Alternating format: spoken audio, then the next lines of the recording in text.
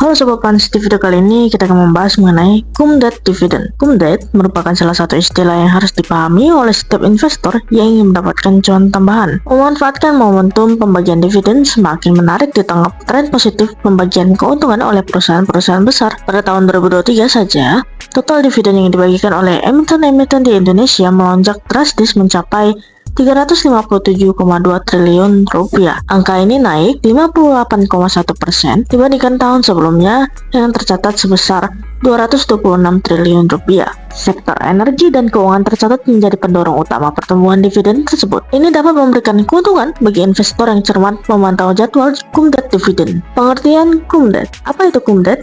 Cum-Dead berasal dari singkatan Cumulative Debt yang merujuk pada tanggal penting bagi investor dalam menentukan hak atas dividen. Tanggal ini menjadi batas akhir bagi investor yang ingin mendapatkan dividen dari suatu emiten. Jika pembelian saham dilakukan setelah jadwal Cum-Dead, maka investor baru tidak lagi berhak atas dividen yang akan dibagikan. Memahami jadwal Cum-Dead sangat penting dalam strategi investasi untuk memastikan bahwa hak dividen tetap diperoleh sesuai perencanaan. Menurut Investopedia, Cum-Dead adalah istilah yang menunjukkan status saham yang masih with dividend. Perusahaan telah mengumumkan adanya dividen yang akan dibagikan, tetapi belum dilakukan pembayaran. Saham dalam status ini memungkinkan pemegang saham mendapatkan hak atas dividen yang akan datang. Selama periode ini, investor yang membeli saham masih berhak menerima dividen tersebut hingga mencapai ex-dividend date. Mekanisme Cum-Dead Dividend. Setelah memahami apa itu Cum-Dead, penting bagi investor untuk mengetahui bagaimana mekanisme ini bekerja dalam menentukan siapa yang berhak menerima dividen. Prosesnya melibatkan beberapa tahap krusial yang mengatur kapan saham harus dibeli agar hak dividen tetap dimiliki. Berikut ini cara kerja Cum-Dead Dividend yang perlu diperhatikan dalam strategi investasi. Yang pertama, penentuan declaration date. Declaration date adalah tanggal saat perusahaan mengumumkan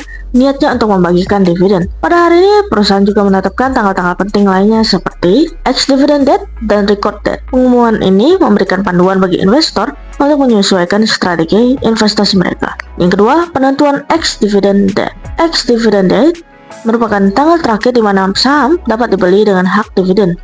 Setelah melewati tanggal ini, saham akan diperdagangkan tanpa hak atas dividen, sehingga investor baru tidak akan menerima dividen yang sudah dijadwalkan. Yang ketiga, penentuan record date. Record date adalah tanggal pencatatan pemegang saham yang berhak atas dividen. Pemegang saham yang tercatat pada tanggal ini akan menerima dividen yang dijanjikan, sementara pembeli setelah ex-dividend date tidak akan mendapatkan dividen. Yang keempat, pembayaran dividen. Setelah seluruh proses pencatatan selesai, perusahaan akan membagikan dividen sesuai jadwal pembayaran yang telah ditetapkan. Dividen bisa dibayarkan dalam bentuk tunai atau dalam bentuk lain seperti scrip dividen, tergantung kebijakan perusahaan. Dalam memahami Cum-Dead, penting memperhatikan hak dividen yang telah diumumkan. Hak ini terkait dengan jumlah dividen yang disetujui oleh Dewan Direksi dan dianggap sebagai kewajiban perusahaan. Jika Sobat Pans tertarik untuk berinvestasi di Panin Sekuritas, Sobat Pans bisa scan barcode berikut ini untuk opening account dan dapatkan berbagai promo menarik yang ditawarkan oleh Panin Sekuritas. Dan tentunya Sobat Pans akan bergabung di komunitas kami.